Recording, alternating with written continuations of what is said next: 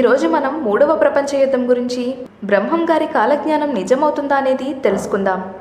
యోగి, హేతువాది, సంఘ సంస్కర్త అయిన శ్రీ పోతులూరి వీరబ్రహ్మేంద్ర స్వామి వారు భవిష్యత్తులో జరగబోయే అనేక విషయాలు ముందుగానే దర్శించి తాళపత్ర గ్రంథాలలో రచించి భద్రపరిచారు.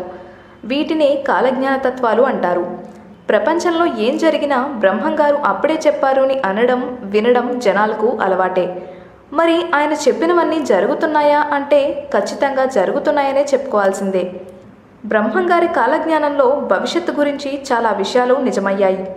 మరి నిజమైన ఆ విషయాలేంటో, మూడో ప్రపంచ యుద్ధం గురించి ఆయన కాలజ్ఞానంలో ఏం చెప్పారో ఇప్పుడు మనం తెలుసుకుందాం. అయితే అంతకంటే ముందు మా ఛానల్ని సబ్స్క్రైబ్ చేయడం మాత్రం మర్చిపోకండి. తెర మీద మెరిసిన వాళ్ళే రాజకీయాన్ని ఏలుతారని శ్రీ పోతులూరి వీరబ్రహ్మేంద్ర స్వామి వారు చెప్పారు. అదే ఇప్పుడు జరిగింది. ఆయన చెప్పినట్లుగానే ఎన్టీఆర్, ఎంజీఆర్, జయలలిత లాంటి వాళ్ళు ముఖ్యమంత్రులయ్యారు. నీళ్లతో దీపాలు వెలిగిస్తారని బ్రహ్మం గారు చెప్పారు. అలాగే మనం ఇప్పుడు నీటి నుంచి విద్యుత్ను ఉత్పత్తి చేస్తున్నాం. ఎడ్లు లేకుండా బండ్లు నడుస్తాయని చెప్పారాయన. ఇప్పుడు కార్లు, బస్సులు, ట్రైన్లు ఎన్నో వచ్చాయి. ఒక మహిళ భారతదేశాన్ని 15 సంవత్సరాలు ఏలుతుంది అని బ్రహ్మం గారు అన్నారు. దానికి నిదర్శనం ఇందిరాగాంధీ.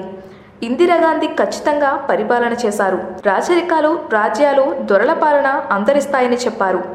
ఆకాశంలో పక్షి వాహనాలు కూలిపోతాయన్నారు. విమానాలు కూలిపోతున్నాయి. ఇలాంటివన్నీ ఎన్నో వందల సంవత్సరాల క్రితమే చెప్పారు. కపట యోగులు ఎక్కువగా పెరుగుతారని, వీరి వల్ల ప్రజలు మోసపోతారని చెప్పారు. ఇక మూడవ ప్రపంచ యుద్ధం కూడా వస్తుందని బ్రహ్మం గారు చెప్పారు. 2019, 2020 సంవత్సరాల మధ్య పెను ప్రమాదం రాబోతుందట. సాంస్కృతిక గుర్తింపు, విలక్షణీయత హైదరాబాద్ సొంతం. తెలుగుదేశం యావత్తు గర్వించదగిన నగరం హైదరాబాద్. అటువంటి హైదరాబాద్కి శత్రుకూటమి నుండి ముప్పు వస్తుందట. రాబోయే కొన్ని సంవత్సరాలలో భారతదేశంలో కూడా అంతర్యుద్ధాలు కూడా జరుగుతాయట. మరి బ్రహ్మం గారి కాలజ్ఞానం నిజమవుతుందా? రాబోయే రోజుల్లో బ్రహ్మం గారి కాలజ్ఞానం ఎలాంటి పరిమాణాలకు దారితీస్తుందో అని కొంతమేర ఆందోళన కలిగిస్తున్నా కూడా అంతా మంచి జరగాలని కోరుకుందాం. ప్రపంచమంతా శాంతితో నిండాలని ఆశిద్దాం.